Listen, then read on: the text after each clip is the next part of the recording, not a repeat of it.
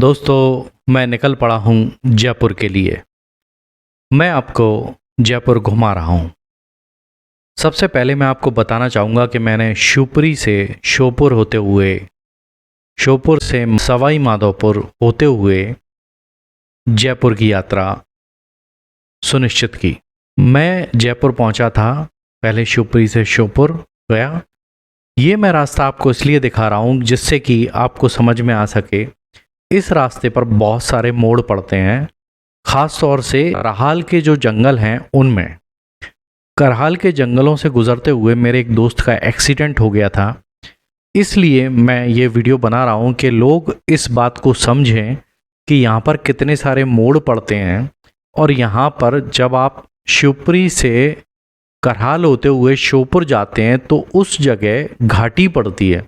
उस घाटी में आपको अपनी गाड़ी को एक स्पीड में चलाना पड़ता है और सामने से आने वाली गाड़ी जो होती है वो भी स्पीड में होती है। तो आपको देखते हुए आगे बढ़ना है कि सामने से कोई गाड़ी तो नहीं आ रही, क्योंकि ये रोड जो है वो सिंगल रोड है। मतलब इस पर दोनों तरफ से ट्रैफिक चलता है, मतलब ये 2 वे है, 1 वे नहीं है। तो इसमें आपको सावधानी रखने की ज़रूरत है। ये मोड़ आप देख रहे होंगे और आपको समझ में भी आ रहा होगा कि यहाँ पर चलते हुए मुझे गाड़ी बहुत सावधानी पूर्वक चलानी पड़ रही है। बस इस जगह का ध्यान ज़रूर रखना है। बाकी पूरे रास्ते में कहीं कोई परेशानी नहीं है। सबसे ज़्यादा दिक्कत अगर कहीं आती है तो इसी जगह आती है और इसी मोड़ पर आती है।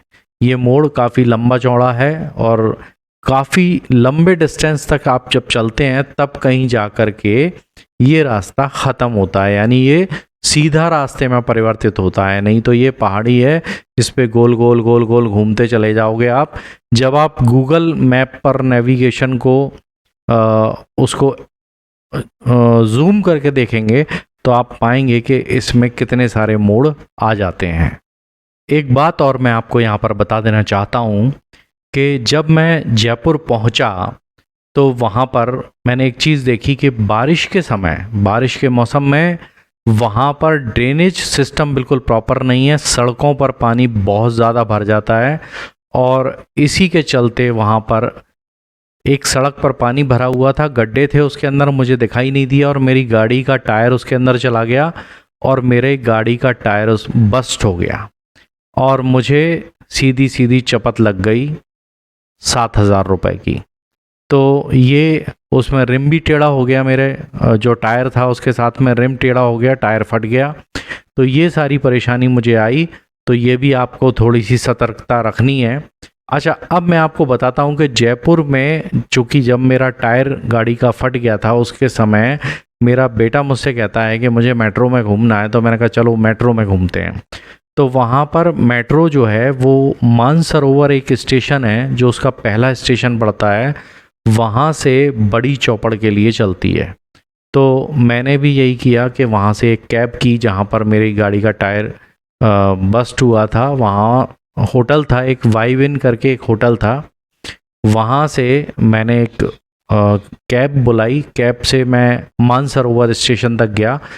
मानसरोवर स्टेशन से होते हुए मैं बड़ी चौपड़ वाले स्टेशन पे पहुँचा और बड़ी चौपड़ स्टेशन पर जब मैं पहुँचा तो मुझे पता लगा कि बड़ी चौपड़ स्टेशन के आसपास घूमने लायक बहुत सारी जगह हैं।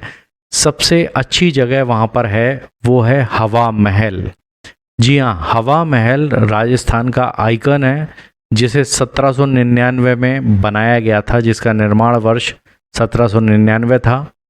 तो बहुत पुराना एक धरोहर है जयपुर के पास और जयपुर सिटी का ये आइकन है।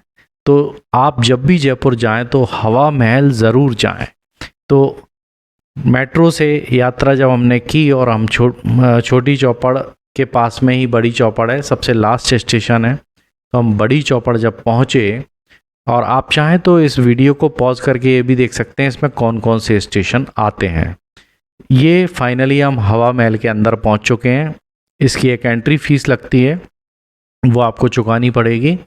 उसके बाद आप अंदर पहुंचते हैं। अब अंदर जाने के बाद के जो नज़ारे हैं वो मैं आपको दिखाऊंगा।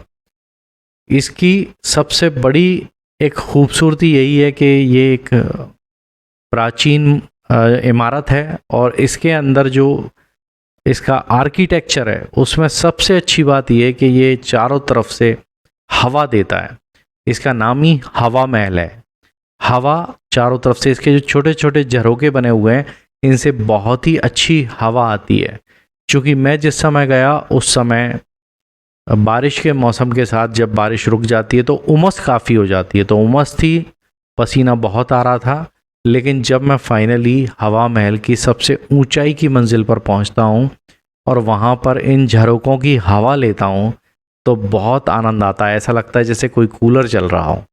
तो आपको मैं दिखा रहा हूं, ये देखिए ऊपर से नज़ारा जो है जयपुर का कितना खूबसूरत दिखाई दे रहा है। इस समय बादल भी छाए हुए हैं, फिर साथ में पहाड़ियाँ, आप देखिए एक मनोरम दृश्य जो है वो आपको दिखाई देता है। तो ये सब नज़ारे लेने के लिए आपको हवा महल की सबसे ऊंची जगह पर पहुंचना पड़ेगा।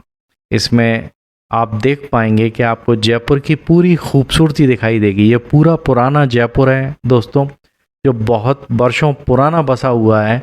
वहाँ से इस सब के दर्शन दीदार आप कर सकते हैं। तो ये एक बहुत अच्छी जगह, एक आइकॉनिक जगह है हवा महल।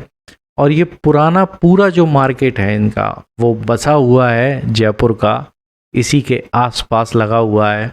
बहुत से लोग हवा महल के बाहर खड़े होकर भी पिक्चर्स खींचते हैं, अपने सेल्फी लेते हैं।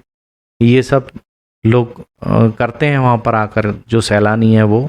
लेकिन हम हवा महल के अंदर हैं इस समय, और हवा महल के अंदर एक फव्वारा भी लगा हुआ है, वो भी काफ़ी अच्छा चलता है। और वहाँ पर भी काफ़ी देर बैठने पर अच्छा शांति महसूस होती है, क्योंकि उमस का सीज़न था तो गर्मी बहुत लग रही थी। तो दोस्तों ये नज़ारे जो मैं आपको दिखा रहा हूँ वो हवा महल की छत पर से दिखा रहा हूँ, यानी सबसे ऊपर टॉप फ्लोर से। ये देखिए छोटे छोटे जालियों में जो इसमें झरोके बने हुए हैं, इनसे बहुत अच्छी हवा आती है। मैं आपको हवा का प्रमाण भी देता हूँ कि ये देखिए, आप गौर से अगर देखेंगे तो आपको मेरे बाल थोड़े थोड़े से हिलते हुए नज़र आएंगे। और एक झरोका ऐसा भी है जिसमें से बहुत तेज़, ये देखिए इतनी शानदार हवा आती है, ऐसा लगता है जैसे कूलर चल रहा हो। तो ये प्राकृतिक हवा यहाँ पर आपको मिलती है। तो हवा महल की यात्रा आपको कैसी लगी आप ज़रूर बताइएगा दोस्तों कमेंट बॉक्स में। और इसके आगे मैं आपको वीडियो दिखाऊंगा जंतर मंतर का, तो बने रहिए मेरे साथ। मिलते हैं अगले वीडियो में।